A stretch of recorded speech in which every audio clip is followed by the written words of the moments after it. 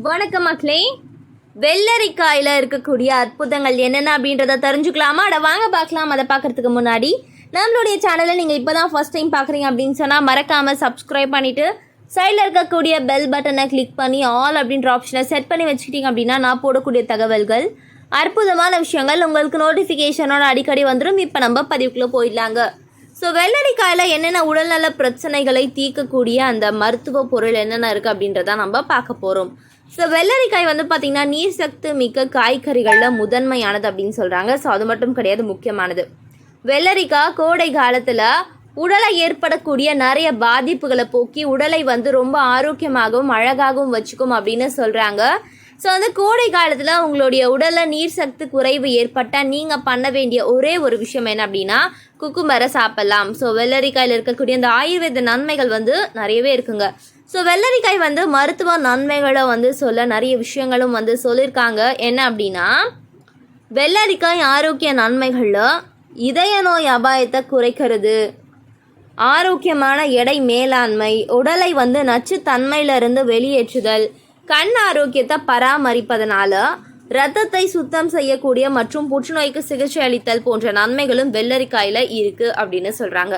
So தொப்பை குறைய தினமும் வெள்ளரிக்காய் சேர்த்த நீர் குடிப்பதன் மூலம் நிறையவே பலன் நமக்கு கிடைக்க போகுது.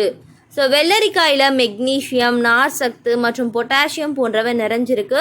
இது ரத்த அழுத்த அளவை பராமரிக்குது. இது பார்த்திங்கன்னா தமனிகளில் உள்ள அழுத்தத்தையும் குறைத்து நீரேற்றமாக வைத்திருக்கிறது அப்படின்னு சொல்கிறாங்க.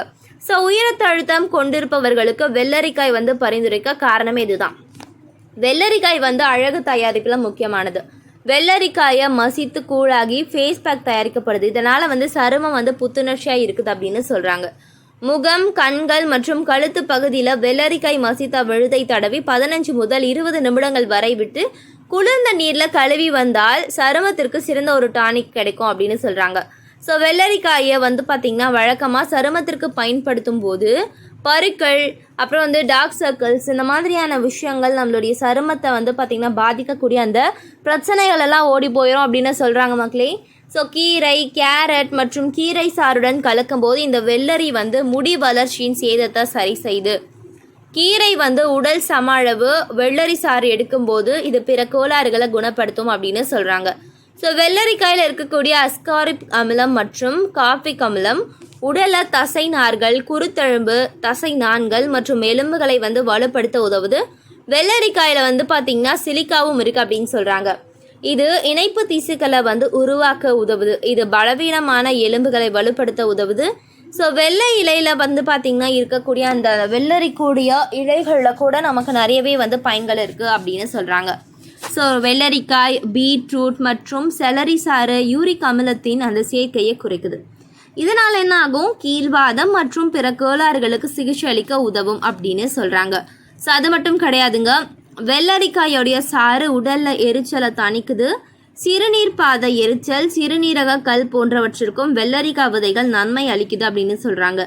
ஸோ தயிரில் இந்த வெள்ளரி விதைகளை எடுத்துக்கொள்வதன் மூலம் சிறுநீர் குழாயில் உள்ள கல்லை கரைக்கவும் இவை பயன்படுது.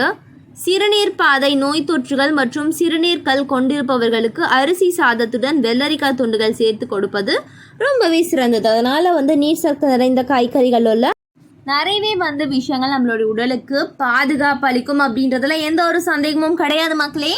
வெள்ளரிக்காயை சாப்பிடுங்க, ஆரோக்கியமா இருங்க. இது போன்ற நிறைய தகவல்கள், அற்புதமான விஷயங்களை கேட்கணும், பார்க்கணும் அப்படின்னு சொன்னால் நம்மளுடைய சேனலை சப்ஸ்கிரைப் பண்ணிக்கோங்க. நன்றி.